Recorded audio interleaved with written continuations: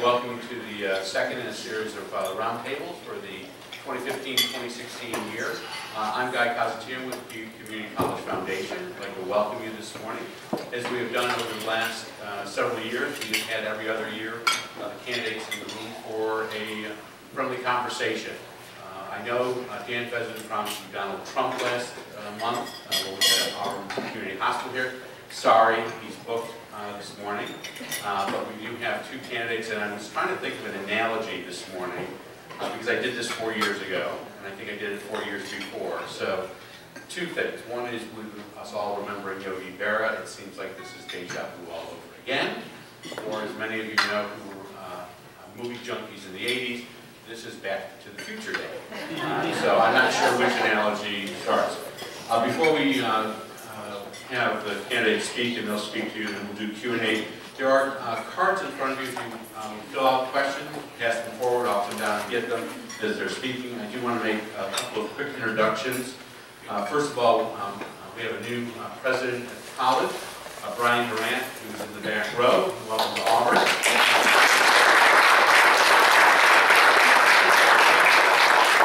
I do my best to make his life uncomfortable every day. President Durant will be here next month with President Gibraltar of Wells College. We have a little bit of change in the program. As some of you know, we are going to have the National Park Service talk to us about the Tubman home.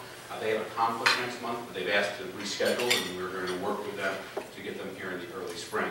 I also want to introduce a new executive director, Jessica Souls, who's up here in the front, who is with the Community Health Services, and welcome her. And just to also embarrass somebody who comes here every month and never gets recognized, but Sarah, congratulations on your wedding. Sarah from the she slips in, she slips out, she gets her photos. So, as many of you know, this year there are several key races up in Cayuga County. About half of the legislature is up, as well as 2 members of the city council and the office of mayor. The office of mayor is a 4-year term, and we have with us today 2 individuals who have held the position. Mayor Quill has been in office for the last 8 years, and he was preceded by, and I don't know whether to say Mayor Lattimore or County Vice Chairman Lattimore, but they are going at it for the 3rd time. And so we've asked them in to answer your questions. What we're going to start with is 2-minute introductions, and then Mayor Lattimore won by a flip, and then on the reverse, we'll start closing with Mayor Quill. So with that, and not a whole lot of introduction because we know you both so well, we'll start with Mayor Lattimore.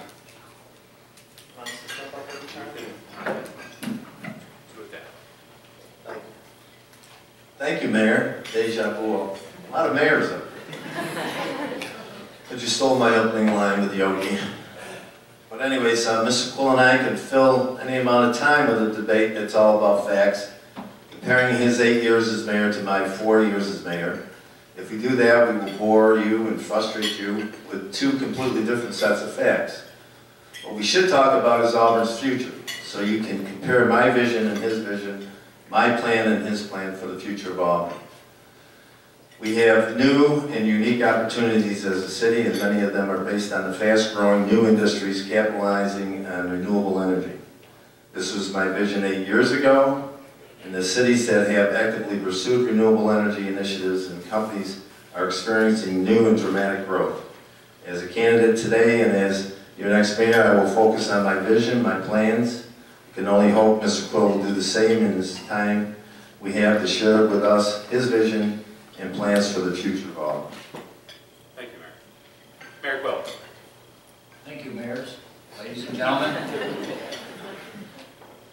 3 mayors in a boat. That sounds like a pretty good line to start a joke. I'd like to thank our event organizers for inviting us here today. Thank you to Mr. Cosentino for moderating, and thank you to the staff at Hilton Garden Inn for their hospitality. It has been my privilege to serve as Auburn's mayor for the past 8 years. I'm running for a 3rd term because there are so many exciting things happening in our community that I want to continue to move Auburn in this positive directions. I'd like to point out a few areas that we have made progress. Our downtown's renaissance has perhaps been the most exciting thing to see happen. Our downtown has seen significant improvements with several small businesses investing in its future. We have worked with private developers to turn many properties around in downtown, with this hotel being a prime example. We currently see the next phase of this under construction in the East Hill area, and by the end of the month, another new restaurant will be opening its doors. The city just reported had a 6% increase in sales tax revenue for our last budget year. I believe this growth we have seen downtown is the reason for this. We have worked hard to bring stability to city finances. We are well served by our city manager, Doug Selvey, and this year we renewed his employment contract. At the beginning of 2014, we brought on our new city comptroller, who's done a remarkable job. The current city council, by a 3-2 vote, adopted a 5-year financial plan to bring long-term stability to city finances. Our city budgets have ended up with surpluses for the past 2 years. We have really brought greater financial stability to the city's finances. We have worked in partnership with the county to move our economic strategy forward.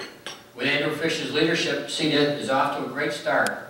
I serve on the CETA board in the Central New York Regional Economic Development Council, and also by governor's appointment to the State Workforce Investment Board. We have been working with CETA to prioritize Auburn and Cayuga County in the region's economic development plans. In addition to CETA, we have worked with our partners at the county, a new public safety building complex and the beginning of merging public works facilities. We're hopeful these projects will create efficiencies and save taxpayer money in the long term. I'm running for a 3rd term because I want to see all this positive momentum we have established continue to move along. Thanks for being here this morning. Thank you, Mayor. You can keep the microphone. So if you have questions, if you'll start passing them forward. A couple of them have come forward already, but we'll start with Mayor Quill, since you did your closing, your opening second. This is an age-old question that we always get, but you have 2 minutes. How will you encourage young people to stay in Auburn? That is an age-old question, and it's a tough question. Recently, my son and daughter-in-law and their 2 children moved back to the area. They were only in Camillus, but they weren't in Auburn or Cayuga County. We need to encourage jobs, more growth, to encourage our youngsters to come back to this area. My wife, as I've said many times, has a saying, give them wings, but you have to give them roots. Let them get out and explore the world, going to college, or go into the military, whatever they want. But we need them to come back. Folks like Mr. Lattimore, herself, and myself, along with Mr. Cosentino, we're not getting much younger. So we need young people to pick up the torch and to continue to move us forward. But I really think job growth is what will be the biggest reason for them to come back. You can stop the aging process by just having a 3-year-old run around. We have 4 grandchildren from 8 to 6 months, so I'm there. Mayor Lattimore, if you'll answer the question on how do we keep bringing youth back to this community. Well, the brain drain has been a problem for a number of years now. And as you know, we've lost 1 million people from upstate New York that moved to sunnier places and less tax places. So I think that if we would do a better job of producing some of the jobs that, I would happen to be, in my opening statements, I said that energy cities that have embraced energy, like Buffalo. I was with the governor when he broke ground on the riverbed project at the old Republic Steel up in Buffalo. That's a $5 billion investment that's going into Buffalo from renewable energy manufacturing. We just heard that Batavia are going to build the wafers that go inside those solar panels, and they're getting 1,000 new jobs. It wasn't too long ago that I took Steve Lynch and Brother Paul. Say hello, Paul. Hi, Paul. Oh, hi there. And a few other economic developers to Batavia. Steve Hyde, who's one of the best in the state, and said to him, whatever this gentleman's doing, let's copy it. And you know, they've got cranes in the air in Batavia, and we need to do the same. So our kids, we invest a lot of money in them. If you look at your tax bill, your school district bill is high, and the cost of college is high. So we have to, you know, bring the jobs back to upstate New York in order to keep them here on the ground. I have 4 kids, and luckily one of them's here with 2 babies. I think she's speaking at the chamber tonight, so She is. she's a better speaker than I am. I hope you go to that one. Thank you. All right, hold on to the microphone. So a more technical question for both of you. What should happen to the Callett property? 2 minutes on this. The Callett property, I think that first of all, we should have had meetings with all the different downtown businesses and make sure that everybody was happy before we started. I happened to be at City Hall when we decided to do the short form versus the long form with the environmental review, and I thought that that might have been a mistake since we did have some people complaining about the issue. So I don't think that we should have tore Callett down before we actually had everybody approving the concept. And I don't know whether that particular site was the best site that we could have had for the theater. You might know or you might not know, I was on the board when Sue Ryford was in control of the theater, and we used to have to put up our houses to make payroll. So a better spot would have been where Plaza of the Arts is, where Dan Souls is, where right across the street you have a lot of parking, and that probably would have been a better fit. But what do I know? Thank you. Lattimore, Mayor Quill, on the issue of the Callett building. The Callett building is probably that's the second most thing we've talked about in my 8 years in being mayor. First of all, will be the cogen, but I'm sure we'll get into that shortly. In regards to whether the theater belonged there or not, that was the theater's decision. That was not pushed upon them by the city or the county. The theater thought that was the best site for their proposed expansion. What it becomes now, we had a meeting a few weeks ago where there was all different ideas all across the board, ranging from a parking garage or parking spaces under a high-rise building, retail, park, many, many different things, including closing State Street, leaving State Street open. I'll go this way, I really want people of Auburn to tell us what they would like there. This is their property, it's not mine, it's not Mr. Lattimore's, it's all of our properties. What is best suited for that should be a community decision. Right now, the idea of possibly having a park there or a small amphitheater for outdoor activities, which is open to anyone, as all of our parks are, that seems to be gaining favor in my mind. But there again, I am not a developer, nor do I proclaim to be. I want the people that know what should be there or how it should be there, and most importantly, the citizens of Auburn decide what they want to have in there. I do not want to leave it an open hole. It reminds me of Halloween. When you see a jack-o'-lantern with a tooth missing this time of year, I have the same feeling about State Street, but we do need something there, and I hope we move along very quickly with that. Thank you, Mayor. One of the pressing issues in upstate especially has been this issue of poverty. We know that Syracuse got some really bad numbers earlier this year. We know Rochester is getting some money from the state of New York. Poverty is an issue in Auburn. We know that your planning department has given you updates to the city. What can the mayor's office and more importantly the city do to fight the issue of poverty in Auburn and the donut house? The mayor's job, in a large portion of the time, is a cheerleader for the city and for the community. It doesn't have to be one person out, striking out in 5 or 6 different directions, trying to do everything. The mayor should try to do everything. But if the mayor surrounds himself with good people, good department heads, good employees, you do a much better job.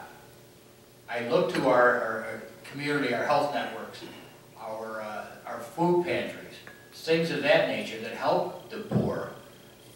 it's pretty sad when you meet a mother and she tells you how she lives in the car and she slept there for 2 weeks with her children, keeping them close, and having to go to a service station to use the bathroom just for their own personal needs. That is very, very sad. We as a community need to get a hold of this, but we cannot do it alone. We need help from our state and our federal government. We have to correct this situation. There's a lot of things that enter into it. Spousal abuse forces some people to move out and live in their vehicle, or whatever the case may be. But as a community, we need to get our arms around this and work together and to resolve this issue. Thank you. Mr. Lattimore, on the issue of the growing poverty numbers. Well,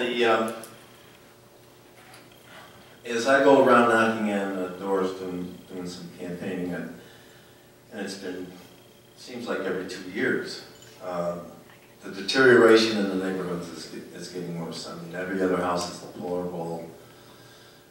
You know, there's vacant houses, so we're feeling a lot of that pain. One of the issues is the cost of energy. I think it was in the Post yesterday that PSC looks for ways to help low-income utility customers.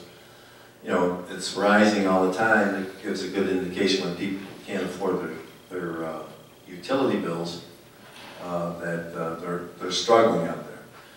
So hopefully we can bring in the industry to lower the taxes to help generate the jobs that are necessary for people to be homeowners and educate and feed their families. So we've got to, I think the job comes before anything else.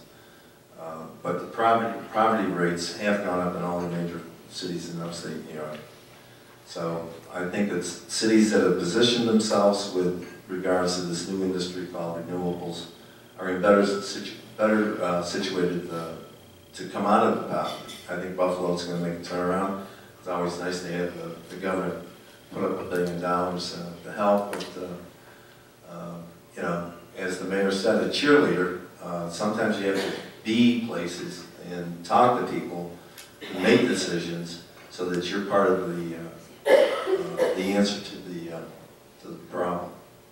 So on this issue of the governor's $1.5 billion, you presented, I think, at 3:45 in Albany today. Am I correct, Mr. Fish?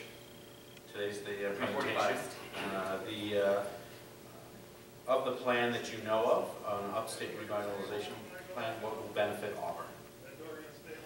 Well, I think one of the reasons I'm running for this job is the fact that the mayor, by his title, is put on that economic development board. Mike and I are both 65 years old. I don't know how much gas he's got left in the tank, but I think I could run up and down the thruway pretty good. I think that we can be successful in that. I think that politically, Joni Mahoney's been a good draw for Central New York with her relationship with the governor. I think that you know, they're having success over there with some of the public monies. So I think that I know Andrew, I think, has got a couple energy issues in that program, and I hope that we're successful. Thank you. Mayor Quill, on the issue of the upstate $1.5 billion competition, role of Auburn in that process. Thank you. First of all, for the record, I'm 66. Secondly, my hair is still the same color as it was since I was born. Tim, you want to run up and down the thruway? I'll be glad to drop you off. I won't even charge you for gas. On a serious note, the Red Sea money and the URI, or Upstate Revitalization Initiative, it is very, very important to Auburn. It's important to all of New York State, but because we're going about this, grouping together with different other surrounding areas, that is going to be the key. The two biggest items are probably the three that hit me real quick are working with the drones. And I won't be able to say this properly or correctly, and Andrew will be there giving me dirty looks. But the development of drones, as you've seen on the news lately, drones are coming up and everything, all types of good stories, bad stories. So there has to be some regulation, how they're going to be operated, where they're going to be operated. And the biggest problem with them is operating in the close proximity to commercial and military aircraft. It could be very dangerous. The inland port at Janesville, bless you, that will be very crucial to jobs in the area. It certainly should help our local industries. If they could ship something to Janesville, put it on a rail car, and go anywhere in the world much quicker, cheaper, and easier than shipping it out themselves, that will be a big boost to our economy. The Port of Oswego, which also ties in with the same thoughts. Milk products coming from Cayuga milk, that going up to the Great Lakes and to everywhere in the world, including the Mideast. That's what's important to us. Keeping local jobs here, letting these local industries increase and grow, but the cost of transportation, getting their products to the market, making that cheaper for them is going to be beneficial. How have you, or how will you, improve relations with the county? First. You're first. Presently, the city manager, myself, Michael Chapman, who was our chairman of the county legislature, and Suzanne Sinclair, and I'm not quite sure of her title, but we meet pretty regularly for lunch. We brainstorm many ideas as what would work for the county. There's Suzanne now, and I didn't get, sorry Suzanne. She's the second boss of the county, how's that sound? We brainstorm many ideas of how the city and county can work closer together. The public safety building or complex, that was one of the discussions. The Department of Public Works, the combination of those two, of the city and county, that was part of the conversations. As of late, we've had Jeff Perazzola with us from the school district. So we get together quite regularly, try to keep our communications open, and to brainstorm different ideas. It may sound silly at first, but quite often they work out, and that's where we're going. Mr. Lattimore, how will you or have you improved relations between the city and the county? Well, number one, the city and the county are run by the taxpayers, and hopefully some of the soft costs that we run into, one of our big overheads is the cost of health insurance. I think that the county right now has a consortium, and I think that if we increase our numbers, our insurance risk manager is the same. I think that they can look at including those two, which could reduce a lot of our overhead. And I think if we include the school district, I see Lisa Green over there. Hi, Lisa.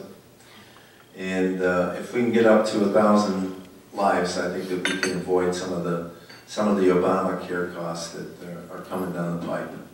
And I think that with billing and other things that we can do, I think that the mayor talks about the brick and mortar stuff. I'm talking about the soft costs, the day-to-day operational costs that can be reduced. I've seen it done, and I think we can do that easier than brick and mortar. So. Again, if you have questions, please send them up forward. Mr. Lattimore, the question comes up is, what role should the city play in the creation of the National Park Service's Tubman Hub?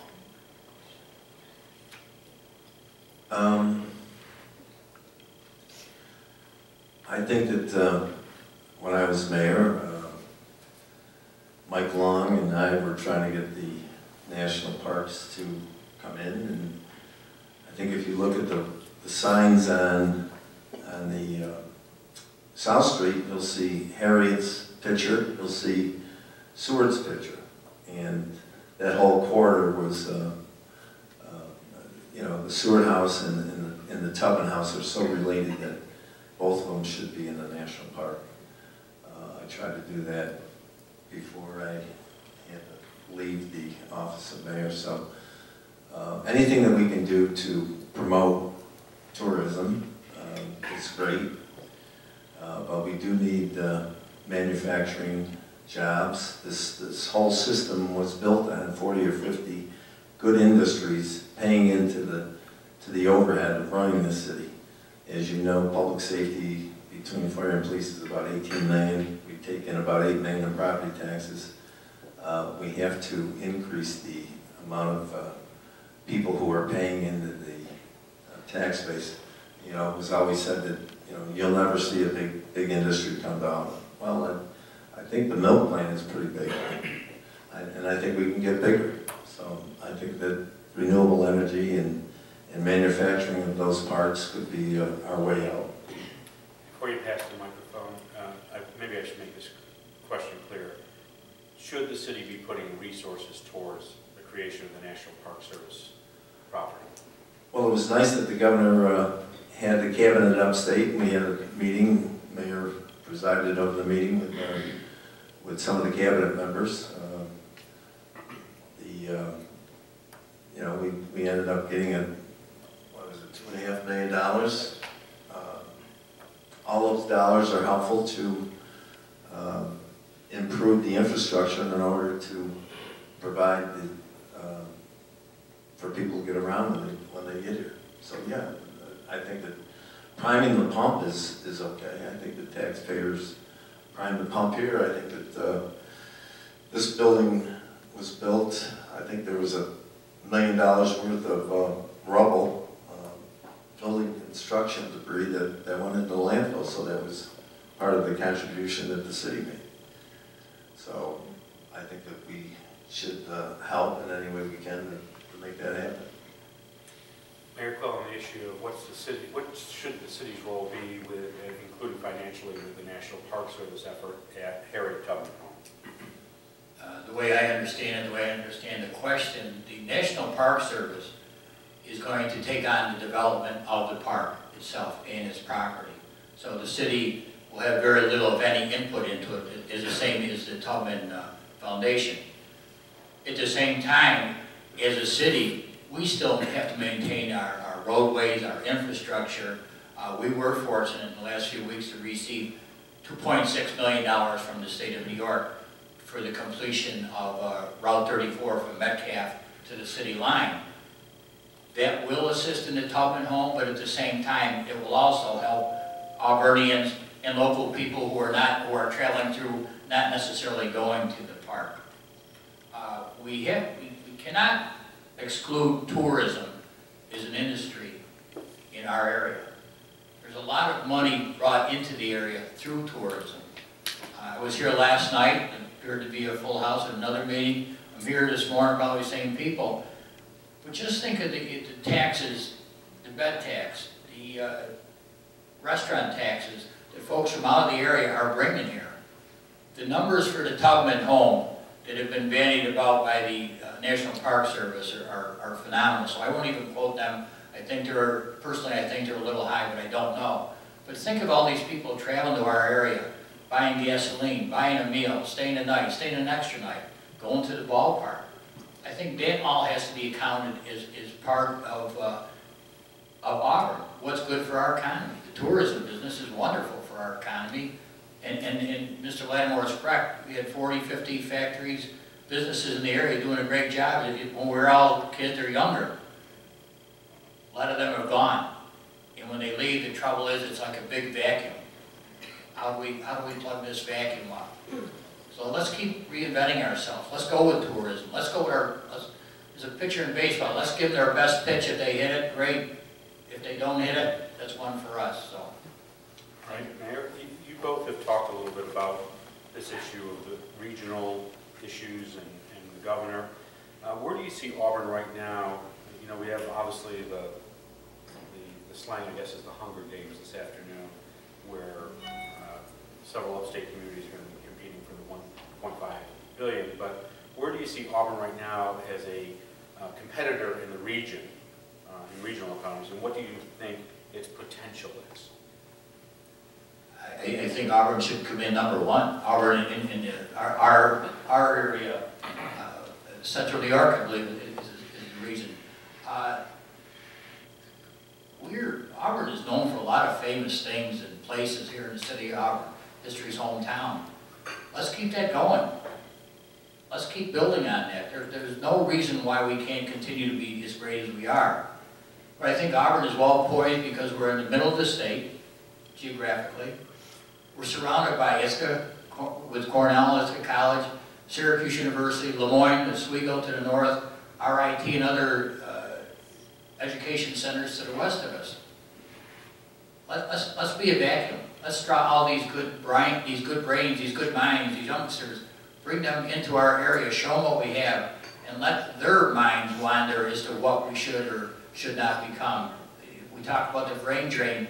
I think this will help us neutralize the brain drain. Let's bring them here. I talk about the, I can't think of the term I want to use, the pilotless aircraft.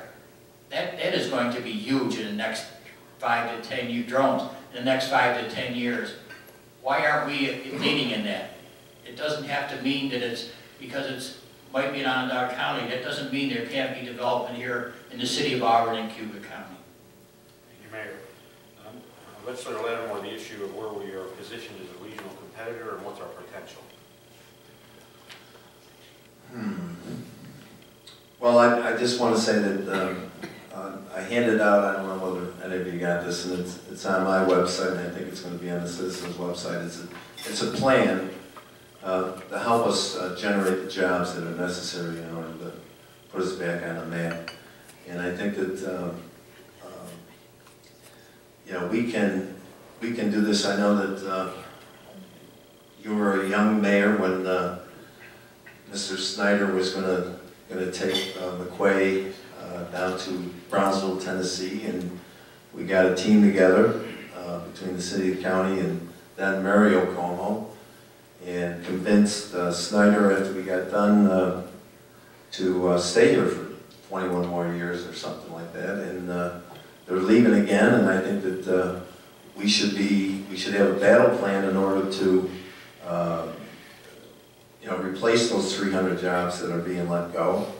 I think that we, you know, with 50 or 60 acres of solar panels on the landfill, and taking the cogen energy and using that to reinitiate that building, that should be put in the Central New York program. So I think that we should work very hard in order to fill that building back up and make it usable again before it's totally vacated. So both of you have slightly different leadership styles, one could say, if not personalities. So describe what a mayor's role, what his leadership role should be with the city. Mr. Lattimore, you go first. Well, I've had a couple of good examples. One of them was that little trip that we took down to Texas.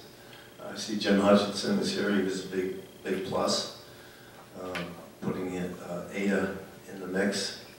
But I think that Ed Lockman was told, along with myself, that Snyder had made the decision to go to Brownsville, Tennessee, and don't even bother getting on a plane going to stop him. And I think I made a comparison between Brownsville, Tennessee and Auburn, New York. The health insurance back then was $1 million, which is probably about $5 or $6 million worth of difference back then. But I've also seen a mayor who wasn't even funded. He had to go to the Chamber of Commerce in order to get funded to go to Japan and bring back the steel mill. So I think that there's been a lot of the politics in Auburn's pretty rough. Wouldn't you say, Mayor? Good times, especially by past mayors. Yeah, and but I will do everything possible in order to make this place better. I've grown up here, I've fallen down here, and I've gotten back up again. And I know that the mayor's chair is a very powerful economic development tool. It shouldn't be idle. It shouldn't be just sat in. It should be utilized in order to drive the bus. So I've had two mayors that can do things or have done things, and I will continue to do the best I can for the mayor or for the city of Auburn and the county and the region. Thank you, Mr. Lattimore. Mayor Quill, on the issue of what role in leadership should the mayor play? You know, I pick at Tim a lot, but I do have a lot of respect for him, and I would never question his love for our city or for anything he deals with. I will give him credit for that. It's just that we we operate and work in two different manners. The mayor should be strong and out front. At the same time, the mayor should consider himself being in a rowboat, where everyone's rowing in different directions, trying to get to the other shore. That's why it's important for the mayor to have a steady hand and to lead and encourage his folks to work in one direction. We can accomplish a lot as a group. If we go at it singly, it doesn't work for any of us. The mayor has to know when to be vocal, when to coax someone, how to talk with persons, how to encourage them behind the scenes, and even talk with them when it seems like they've failed or not what was expected. And you can do that respectfully and privately. I think that builds, in fact I know it builds a much better, stronger team. It is what the city of Auburn deserves, a stronger, more doable team. Thank you, Mayor. A question that's come in is, we want young brains to come to Auburn. I think you both have said, or one of you may have said. But what plans are there to house them? We all hear about affordable housing, not much of it right now, targeted, not affordable housing, but housing targeted towards specific populations. Obviously that was an issue in the Senate Wasco debate last night on Time Warner. What are we doing as a community to get housing for young people who are not in a targeted population? Great question. I know downtown, there's been revitalization, has been mentioned a couple of times here, about downtown Auburn, not only the restaurants, stores, shops, but also the living, the accommodation, housing accommodations in the upper floors. We need to get a handle on our derelict properties, our rundown buildings, homes. We need to form some sort of a partnership where the city takes these over and sells them to a not-for-profit agency, invest some money in them, rebuilding them, redoing them. If they're so bad, let's tear them down and build from scratch. But then selling them to young people to encourage them to move to the area. You really get a taste for Auburn when you're involved in a political campaign, going door to door, seeing the vacant buildings, seeing the buildings that really need some TLC, some tender loving care. So I think that's always been a big concern of mine is our housing stock. I think if we can put this in the hands of private developers and get them rebuilt, get them back on the tax rolls, it'll solve a problem for younger adults wanting to move back into the area, but also cleaning up our neighborhoods. Well, there was an article in '87 when I had just won the city council. It shows me looking out the Metcalf Plaza where we had a trust agency. And we were talking about downtown back then, and I think that when I was on the planning board and as councilor, we Striker, Boyle, and Schwartz. Housing has always been a good thing. It was nice to be with Stephanie Hutchinson Thurston the other day with the cabinet for housing for the governor and the remake that they've done down there. I know that Malone Village is getting some transitional housing. I try to do everything possible, but I think the mainstay is, it seems like our property taxes are very punishing. Every time we fix our houses up, the assessor comes by and raises the assessment, which is almost anti-productive. So somehow we've got to the assessment is got to change in regards to credits maybe to improvements to home. I know that at one time we discussed you get a leeway for 5 years or 10 years on any improvements. So that's it. Okay, we have about 10 more minutes for questions, and we have two questions on the same topic. What should the city, and more so the community, do about the increasing issue of the heroin epidemic locally? Mr. Lattimore. Well, when I was running for legislature a couple of years ago, I made that my opening statement, I think, on your show, Mr. Cosentino, in regards to how the heroin epidemic was coming, and we should prepare for it. I think that I've always been a strong advocate of public safety. I think that we should have maybe put on some additional police officers to combat some of the heroin issues. I happen to know these kids that are through programs that I'm associated with, and it's heartbreaking to see families that you know cannot reach their kids because they're so addicted. So I'm doing everything I can personally and publicly in order to help these young people become productive again. It's a terrible thing to see this addiction happen, and hopefully we can put some police on the beat and maybe knock down some of the dealers that are bringing this poison into town. I think that would be probably one of my first priorities as mayor. Thank you, Mr. Lattimore. Mayor Quill, on this issue of the growing issue of heroin in the community.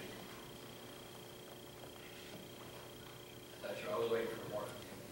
A few weeks back, I had the opportunity to speak at a rally in downtown Auburn City Hall in regards to heroin problems, all illegal drugs. One of the things that I told the folks that were there present, to me, this is the brain drain in our community, in our society. Young and old people getting involved in illegal drug activity, ruining their lives, ruining their family lives. It was amazing to see the people who were there, people that I know personally, in not knowing anything about what brought them there, but realizing in my own mind that it was their own family. And the old saying there, but for the grace of God go I. Any one of us in this room or in our community could be in those same shoes, and with any luck, it will not happen to any of us. At the same time, I encourage the folks that started this rally and brought it all together. This is how things get done in America, grassroots movements. People need to join together in our community, then in our county, and drive the politicians, the local elected officials in Albany and Washington. We need more help than we can supply locally. We need more doctors. We need better treatment centers. We need better rehabilitation centers for these folks. We as human beings and citizens, we have a responsibility to these people, whether we want to acknowledge that or not. That is part of our duties as Americans, as human beings, helping our fellow man. But I believe that we can do things locally, but I think it has to go statewide and also nationally. Because Auburn, New York isn't the only community involved in this. We know about it because we're intimately aware of things going on in our community. If you watch the Syracuse news or catch the Rochester news, it's all over. But we need to act together as a community to get some help in the professional services that I described earlier. So, Mayor, we'll start with one of the issues that no one has talked about this morning, and that's infrastructure. Traditionally, Auburn and other upstate communities rely on Albany or Washington to pay for infrastructure. What is the city's responsibility to pay for infrastructure directly, not waiting years for state iced tea or federal funding? I'm not even going to bring up the stoplights, so you get 2 minutes. Locally, we do everything we can to keep our infrastructure operating. You know, we continuously bond for money for our sewer system, our water system, and go back to thinking about my grandfather who was on council from 1932 to 52. He probably voted on in regards to some of these same items, thinking they would be done and no one would ever worry about it. But maybe he knew I was coming along, but I kind of cut in his shoes and left me something to work on. There's only so much money in our local budget that we can spend on the infrastructure, our roads, our sewer, our water system. We do have to rely on the state and federal government because we can't afford it. And because of the bottlenecks in Washington and therefore in the state, we're really, our hands are tied, but we do the best we can. Thank you. Legislator Lattimore, the issue of what should the city's role be on infrastructure and investing and not waiting for Albany or Washington? Well, let me just say I have a unique perspective on that particular issue. Years ago, when J.M. Pendergrass was our contracting, now it's Rizzo Vitale, but back then it was J.M. Pendergrass, and Mr. Quill's uncle was my boss, Donnie Quill, who was probably one of the nicest guys I ever met.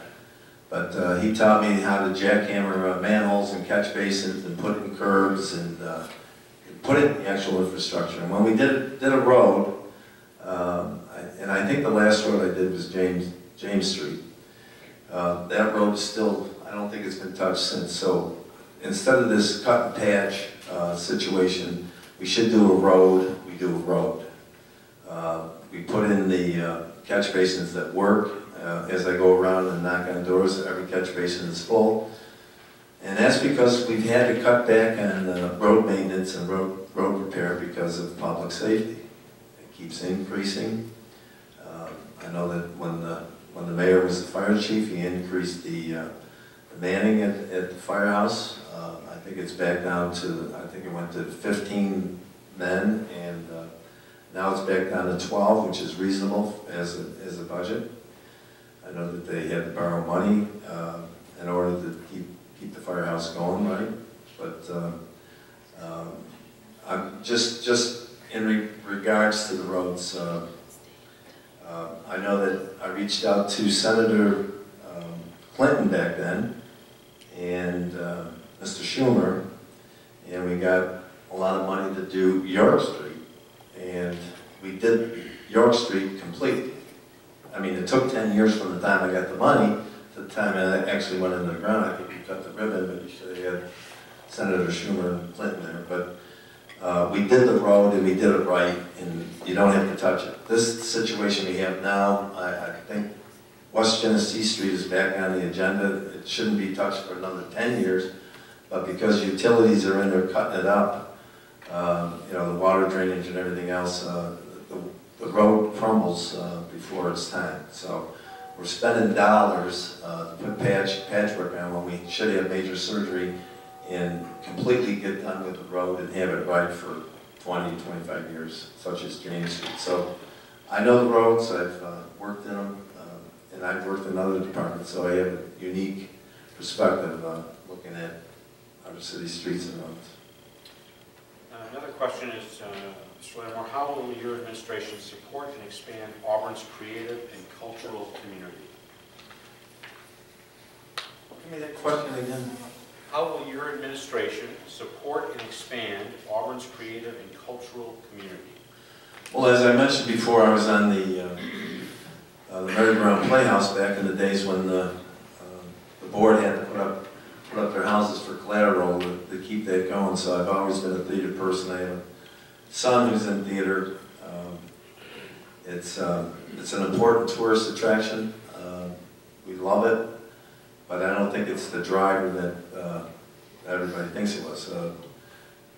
We had this particular building was going to support the theater, and I don't know whether or not it's ever come to its fruition. But I'm all in regards to theater and culture. I've been there, and I will continue to support the arts. Thank you, Mr. Lattimore. Mayor Quill, how will your administration either continue or expand Auburn's creative and cultural community? In the past 8 years, we've come a long, long way. And we've done that by, once again, what I said earlier, surrounding yourself with good people, giving them their head, and letting them what they do best, being a cheerleader, being a counselor, whatever is needed. Let the people that know what they're doing, give them their head, let them do it what is best for the community. At the same time, being a good leader is if something goes wrong, you take the responsibility for it. You own it. But let the good people in our community continue to grow and prosper as we should.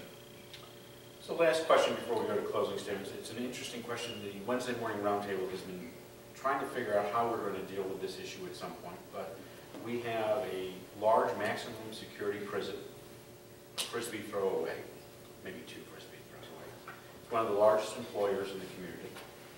It's largely ignored as a topic of how it interacts with the community. Any thoughts? We'll be asking you square root questions in just a moment. I'll take the square root for 500. What little I know about the correctional facility, and I'm glad I don't know a lot about it. The correctional facility, in my mind, in the supervision, not necessarily the here locally, but on the statewide level, they really would like it, in my mind, camouflaged, just to blend into the community, not be a big point of the community. It's hard for me to describe what I'm saying is, but I don't think they want to be, other than their personnel that work there, I don't think they want to be a part of our community or have anything to do with it. They just want to be left alone, leave it off to the side, and go on with life around it. It's always interesting when you have visitors from out of town, or you have visitors really, they come in and they can't believe that there's a prison, a maximum security prison in downtown Auburn. Some of them are actually afraid to walk by it. You say, no, they quit grabbing people through the fence, that's why it's all solid now. They don't do that. There is a lot of restaurants on Washington Street, and people say, that's the prison right there. I said, yeah, years ago they had some of the inmates waiting table washing dishes. And they give you this look like, really? And you know, then you have to tell them that you're only I'm a good teaser, kidder.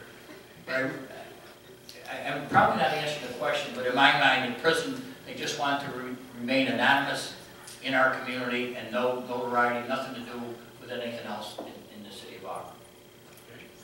Mayor Lattimore, square root question, or what is the role of the maximum security facility in our community? Again, in my younger days, back when I was in college, I needed money to return to college. The riots in Attica had just gone off, and the prison was building a gymnasium inside the prison, and not too many people wanted to go in there because actually the Attica riot started here. If they had ever got the crane started, it would have been Attica, or it would have been Auburn instead of Attica. But I mean, the prison is a big generator of capital. Back in the day, we used to give the people who were coming out what was known as Greyhound therapy. We gave them a one-way ticket out of town and don't come back. I think the federal government said that's against civil rights, and they have a right to go and be wherever they want. I think that, I mean, the guards get a little edgy when they go to Wegmans and they see a lot of population that they used to incarcerate. So it is the rights of people who have done their time to live wherever they want to live. You know, if I have my brothers, if they're not rehabilitated, then it's unfortunate. But it is what it is. It is a great employer.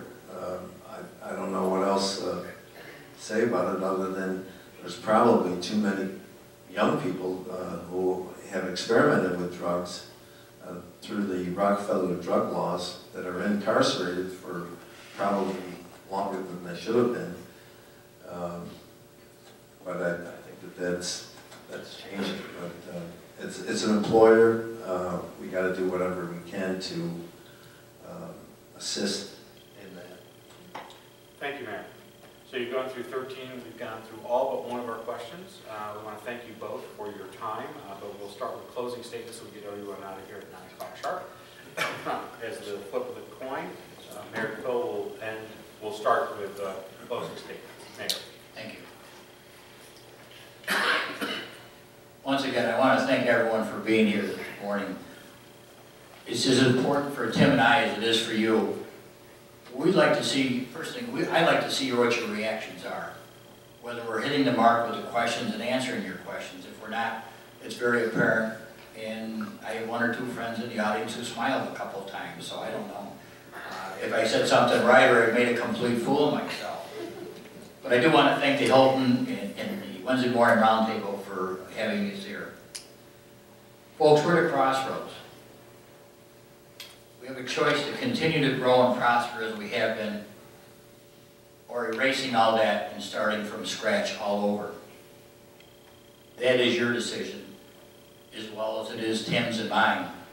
I know I'm voting for the best man myself, and I know Tim is voting in his mind for the best man being himself, and that should be the way it is.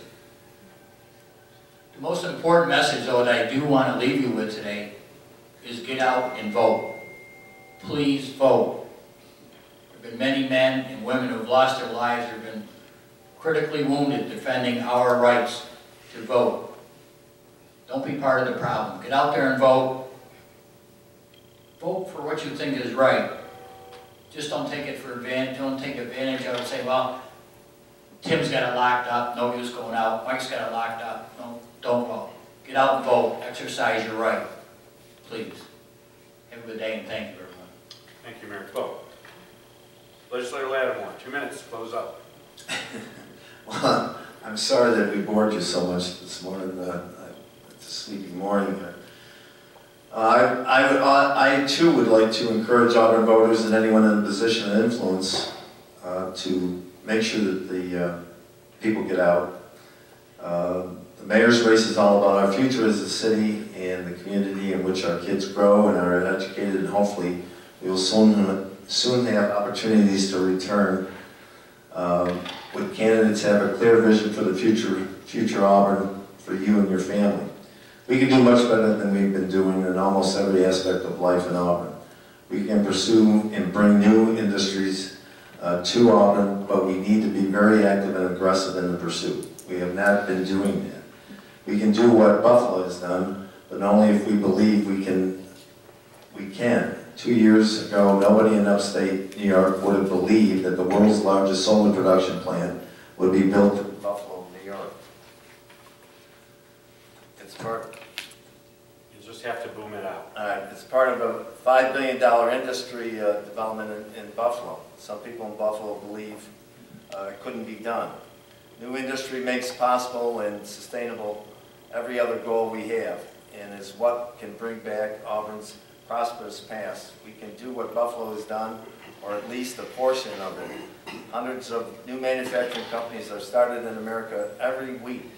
We need to pursue the ones with the best products, the best team and plans, and show them the many new advantages of doing business in New York, and that's what Buffalo did. I will work for this vision every day of my term as mayor. Thank you for your support. Pursue this vision. Ladies and gentlemen, let's give our candidates a round.